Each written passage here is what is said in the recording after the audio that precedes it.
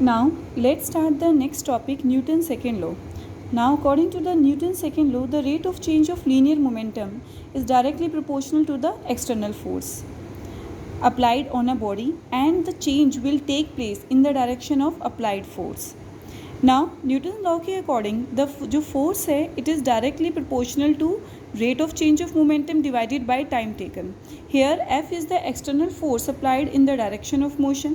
Delta P is the change in the linear momentum in a small time delta t, and rate of change of momentum will be delta P by delta t. P indicates here the momentum, as velocity is a vector quantity, so that momentum is a vector quantity. तो delta P क्या है? The change of linear momentum, और ये एक vector quantity है. Now according to the Newton's second law, F is directly proportional to delta P by delta t. अब यहाँ पे हमने k कांस्टेंट फैक्टर लिखा है, तो F इक्वल होगा that is k delta P by delta t. Now k here is the constant of proportionality and F is equal to the k. अब हमने यहाँ पे डेल्टा लिया था, तो डेल्टा को हम कन्वर्ट कर देंगे D P over D T में, तो यहाँ से F आ जाएगा delta P by delta T. तो यहाँ से F का रिलेशन है k D by D T, और मोमेंटम की जगह हम फार्मूला लिखेंगे एम वी क्या है? मोमेंटम का फार्मूला. नाउ m क्या है? m एक कांस्टेंट क्वांटिटी है, तो इसका हम डेरिवेटिव उसका कंसीडर नहीं करेंगे, तो वो आपका बाहर हम फैक्टर लेंगे उसको. नाउ अब हम यहाँ पे डेरिवेटिव करेंगे v का, तो k m D V by D T. तो D V by D T क्या होता है? Change in velocity divided by change in time, that is equal to acceleration. तो यहाँ से फोर्स इक्वल है k m एक्सेलरेशन. अब यहाँ पे हम जो कांस्टेंट है उसको 1 कंसीडर करेंगे, तो यहाँ से फोर्स का रिलेशन आ गया मास इनटू एक्सेलरेशन. तो न्यूटन सेकेंड लॉ को हम force is equal to D P by D T भी लिख सकते हैं, that is the rate of change of momentum, और it can be written as F is equal to mass into acceleration. Now dimensions of force के dimension, mass के dimension होंगे यहाँ पर m, ए के डायमेंशन है L1t-2, तो यहाँ से फोर्स के डायमेंशन है m1 L1t-2. Now let's find out the definition of the force. तो सबसे पहले हम इसकी यूनिट की डेफिनेशन फाइंड आउट करेंगे. इसकी ऐसा यूनिट है न्यूटन, जिसको हम कैपिटल N से रिप्रेजेंट करते हैं.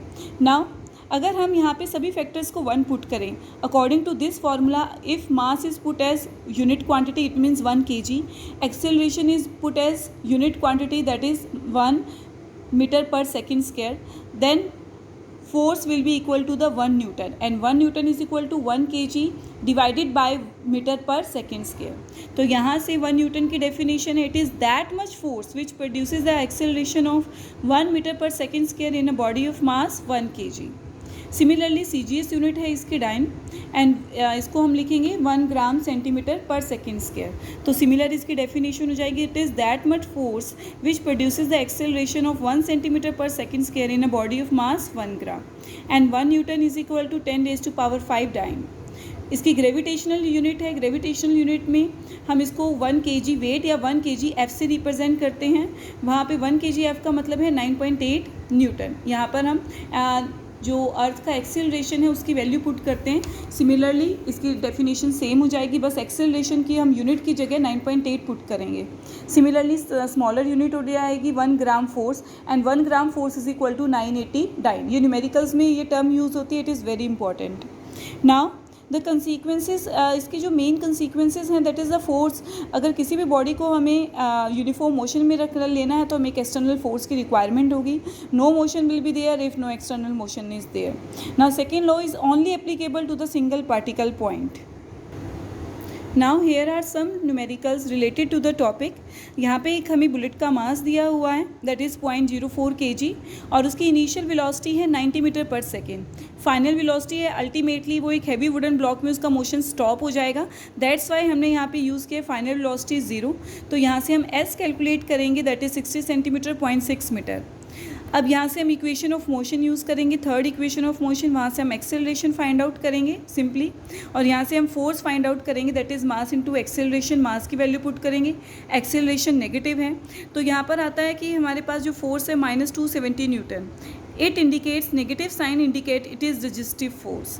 तो अगर हमें किसी बुलेट के मोशन को स्टॉप करना है तो the force must be resistive, that's why it is taken as negative. Now similarly this problem is also important.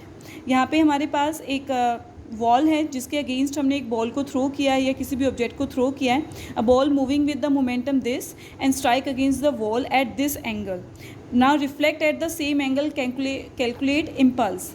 तो हम इम्पल्स कैसे कैलकुलेट करेंगे, हम यहाँ पे एक एंगल ड्रॉ करेंगे 30 डिग्री, सिमिलरली यहाँ पे भी कितना होगा 30 डिग्री, तो क्योंकि ये हमारे अल्टरनेट एंगल्स हो जाएंगे। नाउ चेंज इन मोमेंटम क्या होता है, final momentum minus initial, final तो पी कॉस थीटा होगा और यहाँ पे माइनस होता है, बट हमारे पास जो दोनों की डायरेक्शन है अपोजिट में है, तो इसीलिए हम यहाँ पे इसको प्लस माइनस माइनस प्लस हो जाएंगे, तो इसलिए हमने p dash cos theta consider किया। तो यहाँ से हो जाएगा 2p cos theta, that is 2 × 15 cos 30, 15√3 kg metre पर सेकेंड।